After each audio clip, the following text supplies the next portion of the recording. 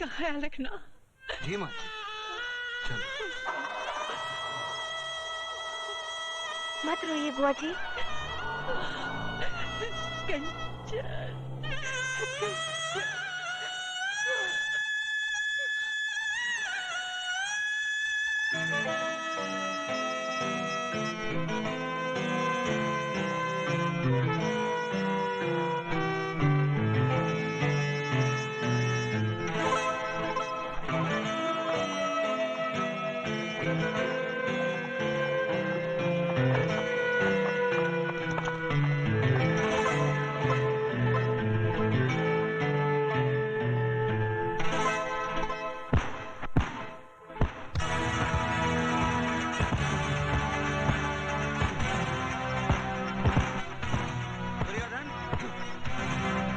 बिहारी जी ने बुलाया है।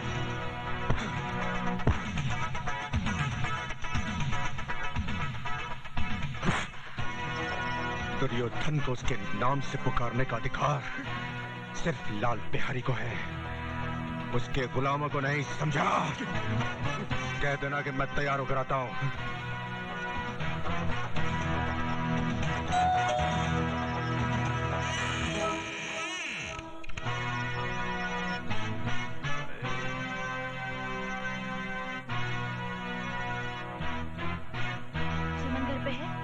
सुमन घर पर है, इसीलिए तो तुम आई हो, वरना जब तक हम अकेले थे तुमने हाल भी नहीं पूछा। अरे कभी अपनी सहेली के भाई के लिए भी तो थोड़ा वक्त निकाल लिया करो। तुमने मेरी बात का जवाब नहीं दिया। तुम्हारी बात का जवाब किसी भी शरीफ लड़की का थप्पड़ दे सकता है, लेकिन मैं तुम्हें जलील करके अपनी सहेली को रुसवा करना नहीं चाहती।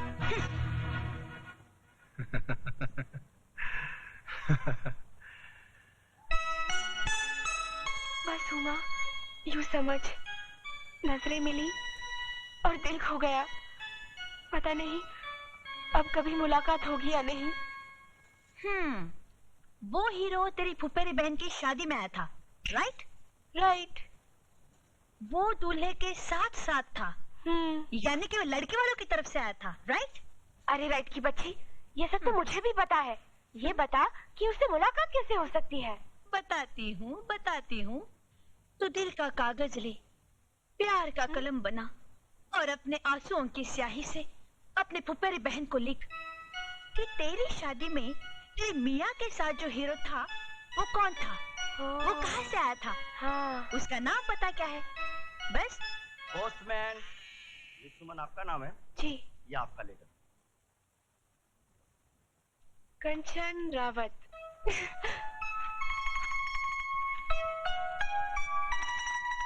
प्यारी बहन सुमन, तेरे खत का जवाब लिख रही हूँ। तू जिसके लिए बेकरार है वो भी तेरे लिए उतना ही बेचैन है। बहुत प्यारा लड़का है राजू, उसका नाम पता लिख रही हूँ। जल्दी से अपने दिल का हाल लिखकर भेज दे। गुड लक, तेरी बहन कंचन।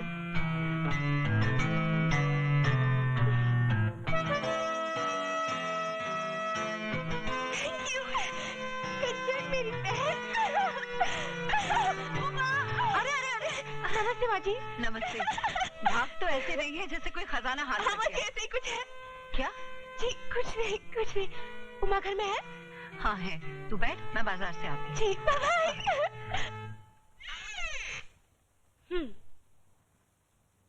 ये लो, सूरज सर पर चढ़ गया और ये महारानी अभी तक सो रही है। उमा उठ, उमा! तुम?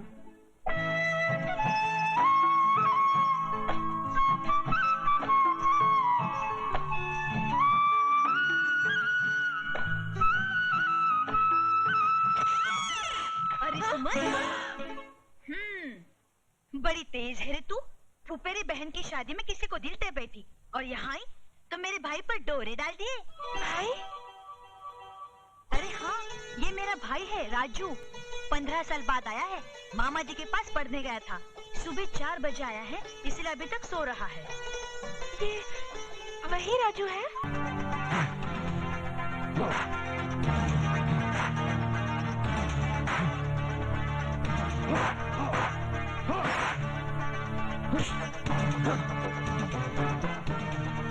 जी तो चाहता है कि तुझे इस पंचिंग बैग की जगह पर लटकाकर तेरे जिस्म पर घूंसों की बारिश कर दूं। देखिए भाई साहब, आपको कोई गलतफहमी हो रही है। गलतफहमी नहीं, पूरी जानकारी है। 15 साल के बाद तू अपने मामा के घर से लौटा है, 1 हफ्ते से इस मोहल्ले में घूम रहा है और तुझे मुझसे मिलने की फुर्सत तक नहीं। यार हफ्ता कैसे गुजर गया पता ही नहीं चला। पता चला तो सिर्फ इतना कि मेरा वो दोस्त जिससे स्कूल का बैग नहीं उठाया जाता था 6 फुट का हट्टा कट्टा जवान हो गया है और जिसके एक घूसे से दीवार में छेद हो जाता है। यार तू करता क्या है? हड्डियां तोड़ता हूं। क्या? चला तुझे दिखाता हूं।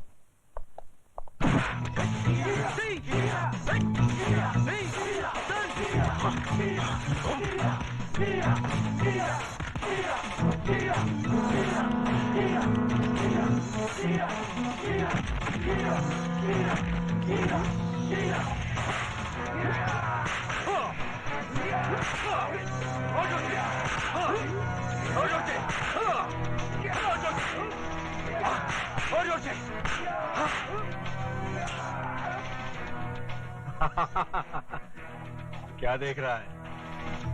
यार शक्ल तो तेरी बिल्कुल महाभारत के अर्जुन जैसी है, लेकिन कर्म बिल्कुल दुर्योधन जैसे। लेकिन तूने तो कहा था तू हड्डियां तोड़ता है, यहाँ तू हड्डियां तोड़वा रहा है? मुझे हड्डियां तोड़ने और तोड़वाने दोनों के पैसे मिलते हैं। पैसे मिलते हैं? हाँ। कौन देता है? वही जो तोड़ने के पैसे देता है। अच्छा, तो इसका मतलब है कि कलयुग के इस दुर्योधन के साथ भी कोई शकुनी मामा है।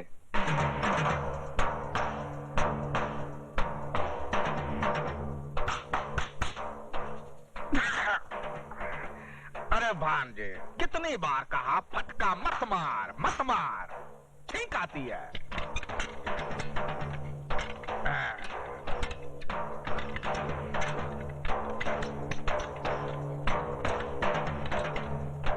ये देखो। जय बजरंग बली, तोड़ दुश्मन की नली। वो तो टूट गई समझो। तो आइए सीने से लग जाइए। हमारे सीने से लग के कोई फायदा नहीं होगा। हाँ। वो दिल से दिल नहीं मिलेगा। ये जो पेट है ना ससुरा, ये बीच में आ जाता है। आपकी यही बातें तो दिल को मोह लेती हैं। आप जौहरी बाजार में जाके पूछे ना, मैं हर एक से कहता हूँ कि आप कितने ईमानदार, नेक, अच्छे। हमको गाली नहीं देना, कह देता हूँ। शरीफ आदमी नहीं कहना, हम बहुत हरामी चीज हूँ, समझे ना? काम की बात कर। बिहारी सेठ, कालिया हर हफ्ते गले पर अंगूठा रखकर हफ्ता बढ़ा देता है। तुम मुझे गटर में फेंक दो। धीरे से काहे को बोलता है रे? हम क्या ससुरा डरता हूँ किससे? जोर से बोल।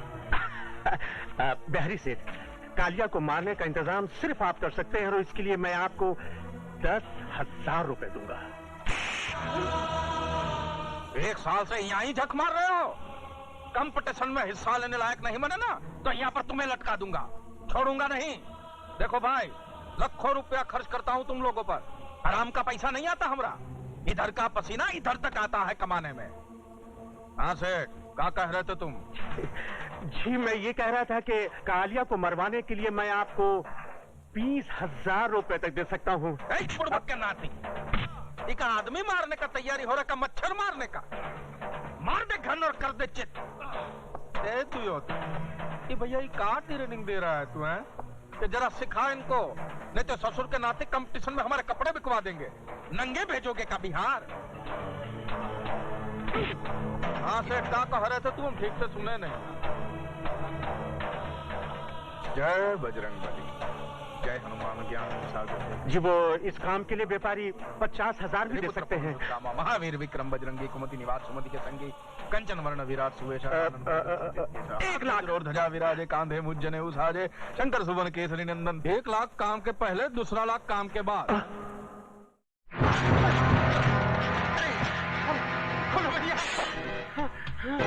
जय भोले शंकर।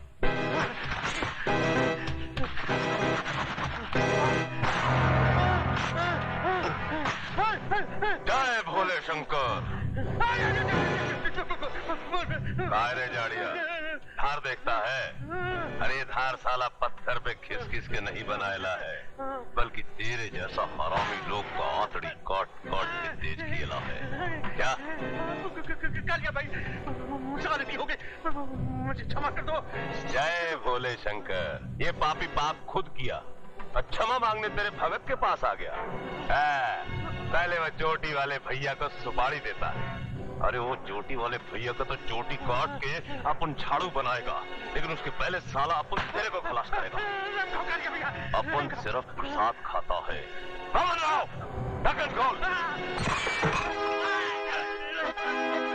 साला चाड़िया, ये गटर देखा? ये गटर का मुंह अपन की खोली में खुलता है, और इसका दुम किधर है उसका साला पुलिस तक को पता नहीं है। अभी तक साला 99 लोग को काट के इस गटर में फेंकेला है। आज तेरी बारी है।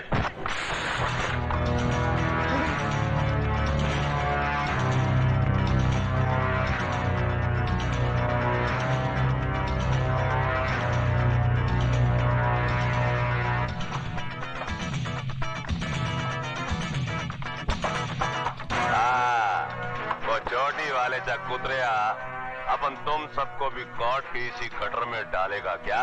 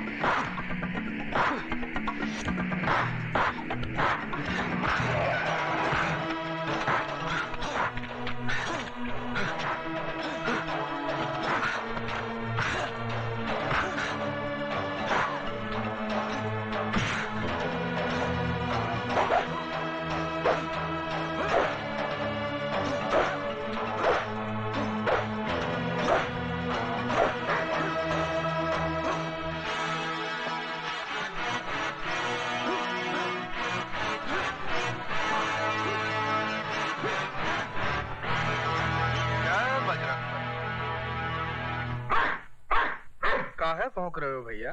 आवारा कुत्तों को देखकर ये ऐसे ही भौंकता है। आवारा कहाँ? हमरे गले में तो आज भी आपकी शागिर्दी का पट्टा पड़ा हुआ है। हम तो आज भी आपको अपना गुरु मानता हूँ।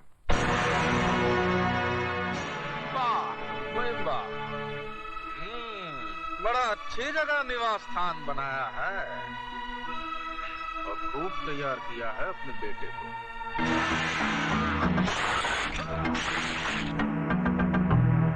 क्यों ना हो, तजुर्बे की भट्टी में तपकर कुंदन ही बनेगा ना। लोमड़ी के मुंह से शराफत का राग अच्छा नहीं लगता। काम की बात कर, काम की बात। सुना है आप इस बार अपने सपूत को पैर पैंतरा कंपटीशन में हमरे खिलाफ उतार रहे हैं? ठीक ही सुना है। दुश्मन को उसके घर में घुसकर मारने का मजा ही कुछ और होता है। अरे जिनकी आग पर दुश्मनी की हंडिया पकाने से क्या फायदा ठाकुर साहब। हमरे अखाड़े में खिलाड़ियों पर दाव लगते हैं। अगर आपका लाडला हमरी ओर से लड़ेगा, हमरे पक्ष में लड़ेगा, तो बड़ा खुलकर दाव लगाऊंगा। पैसे का लालच तुम जैसे दल्लालों को होगा, जो मासूम खिलाड़ियों को दौलत की लालच से गुमराह करके उनकी जिंदगी और मौत को दांव पर लगाकर अपनी तिजोरियां भरते हैं। ये मार्शल आर्ट जिसे हमारी संस्कृति ने जन्म दिया था, आज दूसरे मुल्कों की शान बन गया है। लेकिन अफसोस, ये फन हमारे ही मुल्क में एक लावारिस बच्चे की तरह है जो अपना भविष्य तलाश कर रहा है। मैंने अपना खून पसीना एक करके इस कला का एक मंदिर बनाया था ताकि इसके चाहने वालों की खिदमत कर सकूं। लेकिन तुमने इस मंदिर को मुझसे छीनकर इसकी बुनियादों को खोखला कर दिया और इसे जुए और बदमाशी का अड्डा बना दिया। तुम्हारी इन्हीं हरकतों से तंग आकर मैंने अपने बेटे को तुम्हारे खिलाफ तैयार किया है ताकि वो इंसाफ की तलवार बनकर तुम्हारे जुर्म का खात्मा कर दे। जागती हुई आंखों का ख्वाब कभी पूरा नहीं होता ठाकुर साहब। ये ख्वाब बहुत जल्द हकीकत में बदल जाएगा बिहारी। वो दिन दूर नहीं कि जब मेरा बेटा हजारों की भीड़ में तुम्हारे खिलाड़ियों को गाजर मूली की तरह काट कर रख देगा। तो आप भी सुन लीजिए ठाकुर साहब, अगर तुम्हारे लाडले ने इस कंपटीशन में हमरे खिलाफ हिस्सा लिया तो ये उसकी जिंदगी का पहला और आखिरी कंपटीशन होगा।